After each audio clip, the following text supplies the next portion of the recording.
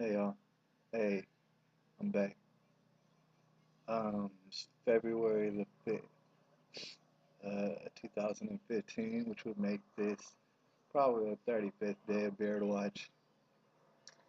I'm sorry, there's a plane going by. I don't know if you can hear me. It's probably about the 35th day of Beard Watch. As you can see, still coming along. Anyways, before I get into what I'm going to cover today on this video, I like to say that gas has already shot up to about 189 a gallon. It's gonna keep doing it. But let me get into this. I went into Walgreens earlier because I was inspired to ask them about their MMR shots. Now, as you already know, in the mass media, they're hyping up the MMR shots and people are getting the measles. Everybody's scared. And, people are saying wild things.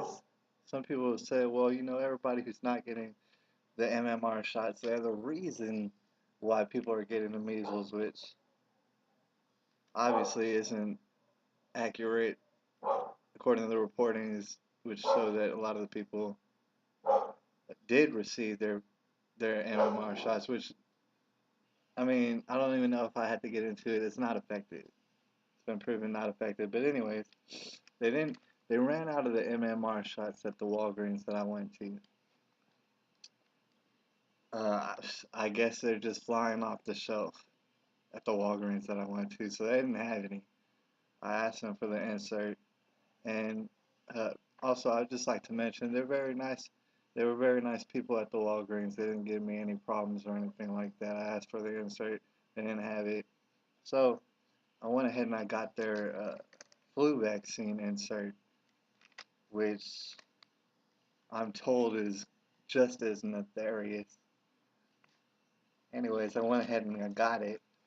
It's I want to say the company is Novartis company, and the flu vaccine that they produce is the flu Fluvirin. Fluvirin. All right, keep that flu away. Anyways, I got the insert, so a lot of words on it, a lot of complicated jargon that they put on here. But I thought I'd just read through some of the more interesting points on this particular flu vaccine, which isn't unlike a, the whole slew of flu vaccines that are out there that you could get if you wanted. Anyways, they readily offered me up this when I asked for it, and I do have to mention that when I was there, I asked for the insert to the flu vaccine, and the guy behind the counter, he literally said, "You mean the paper that we give people, or the one in the box?" And I said, "Yeah, the one in the box, not the one that you give people." Anyways, so I got that one. Now let me read number one for you. They they break it up into parts. So in part one, they start off by saying fluvirin is an inactivated influenza virus vaccine indicated for immunization of persons 4 years of age or older against influenza virus disease caused by influenza virus subtypes A and type B contained in the vaccine. See dosage forms and strength or whatever for reference. Fluoride is not indicated for children less than 4 years of age because there is evidence of diminished immune response in this age group. Now, they're quick to establish, they want to establish right off the top that this is not for children who are 4 years of age or younger. And mind you, I'm not a doctor or anything like that. I'm guessing from their implications is that when a child turns 4, something about that child makes this flu vaccine healthy, or like they can absorb it better after they're about 4. I guess they got big enough to where they can absorb it. So It already mentions right in the beginning. It's going to mention later. Don't give this to people or babies less than 4. Anyways, it has a couple other parts. Part 2 is dosage and administration. I didn't have to worry about that. Part 3 is dosage forms and strength. It's interesting. I didn't have to worry about that either, really. Contradictions is part 4. I'm not sure what that means, but it does. I found it interesting to note that in part 4, it talks about hypersensitivity. It says, do not administer fluvirin to anyone with known history of severe allergic reactions, e.g., anaphylaxis, if they happen to do that, to egg protein. It says to egg proteins or to any component of fluvirin, or who had a life-threatening reaction to previous influenza vaccinations. So pretty much what it says is um, we have egg proteins up in the the shot, and if you're allergic to eggs, you might go into shock, anaphylactic shock, or to any other part or ingredient in this formula, which it doesn't mention. I looked all over the page. You're not going to find a formula or ingredients. I think that's on a different reference paper. But anyways, and I gotta hurry up and get through this before 15 minutes. But I'm gonna jump on to part 5, which is it starts going into warnings and precautions. I found this interesting because I read through it, mentions it a few times. The first time it mentions Guillain-Barré, which is it's a pretty interesting disease. You might want to look that up. It says if Guillain-Barré syndrome has occurred within 6 weeks of receipt of prior influenza vaccine, the decision to give fluvirin should be based on careful consideration of the potential benefits and risks. So when they mention Guillain-Barré the first time, they talk about if you have Guillain-Barré, if you just got it a little while back, if you just picked that up the other day, you probably shouldn't get this flu vaccine, is what they said. My dog's freaking out right now. I don't know if you can hear that, but I'm sorry about that. Freaking out. Anyways, alright. Then it goes on to 5.2. If fluvirin is administered to immunocompromised persons, including individuals receiving immunosuppressive therapy. Now, you already know, just like I know, if you look around and you see little kids these days, or if you see old people these days, or if you see people your age who are in terrible health conditions, that when you use a word like immunocompromised person, basically what you're talking about is conservatively 75, maybe 80% of the population. So when you say the word immunocompromised persons, you're literally talking about 75, 80% conservatively of the U.S. population.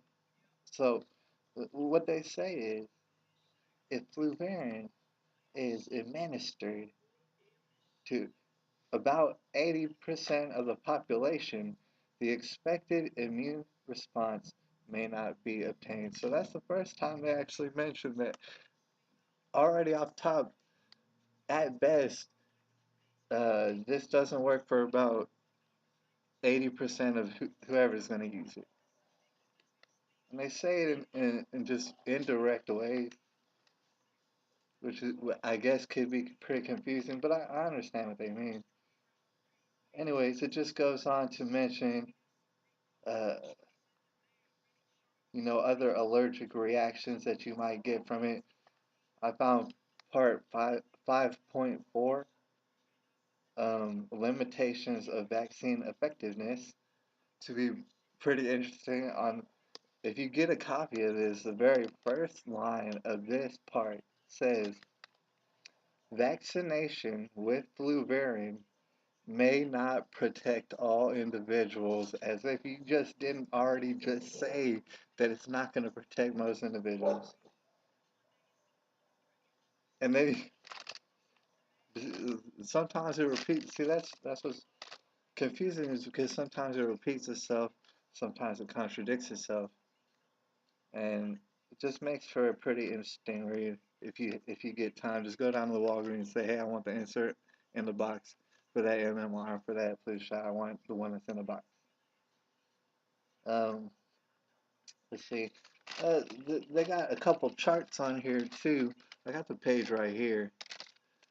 I don't know if you can see it well, but they got a couple charts on here. You know, showcasing all the different side effects, allergic type side effects that you might get from this that have been reported that people have gotten from this on numerous occasions would be, of course, pain, mass, which I don't even know what that means, inflammation, ecchymosis. I don't know what that means either. Edema, bad for the skin, reaction, hemorrhages, headaches, fatigues, malaise, Malaysia, fever, arthralgia, sweating, shivering, all sorts of stuff. You got rhinitis, you can get pharyngitis, you get arthralgia, you get all sorts of exotic sounding diseases from it, which have been reported from use of this particular flu vaccine. And anyways, quickly, if you turn the page over, you're gonna see more stuff that's bad. Like you'll get pain, limited limb movement for a while, redness, swelling, warm. You'll be extra warm, ecchymosis, induration, hot flashes, hot flushes, chills, fever, malaise, shivering, like I said, as asthenia, facial edema, immune system disorders like hypersensitive reactions to the throat and the mouth. In rare cases, see, this is part where it gets most interesting. Notice that it's on the back part of the page, not on the front. It says immediately says in rare cases, hypersensitivity reactions have led to anaphylactic shock and death. There you go. The word death is right there in the upper corner. Death is up in there. It's on the page. It shouldn't be on the page, but it is. Anaphylactic shock and death. Notice that this is the second time that they use the word anaphylactic shock, which sometimes results in death. Now they said death. So there you go. You can have some death if you want that. Uh, and then it continues digestive disorders like diarrhea, nausea, vomiting, abdominal pain, blood and lymphatic disorders. Some big words that I can't pronounce sound pretty bad. Metabolic nutritional disorders, which include loss of appetite. You got musculoskeletal arthralgia, Malaysia, myasthenia. You got nervous system disorders like dizziness, neuralgia, um, parenthesis, confusion, febrile convulsions, Guillain-Barré syndrome. That's the second time they mention Guillain-Barré syndrome, but in this particular case, now they mention that it can give you Guillain-Barré syndrome. So not only is it bad if you have it, but now it's going to give it to you. I'm going to end this video real quick before it's 15 minutes, but I guess I'm going to have to continue it on another video. So I'm going to be right back.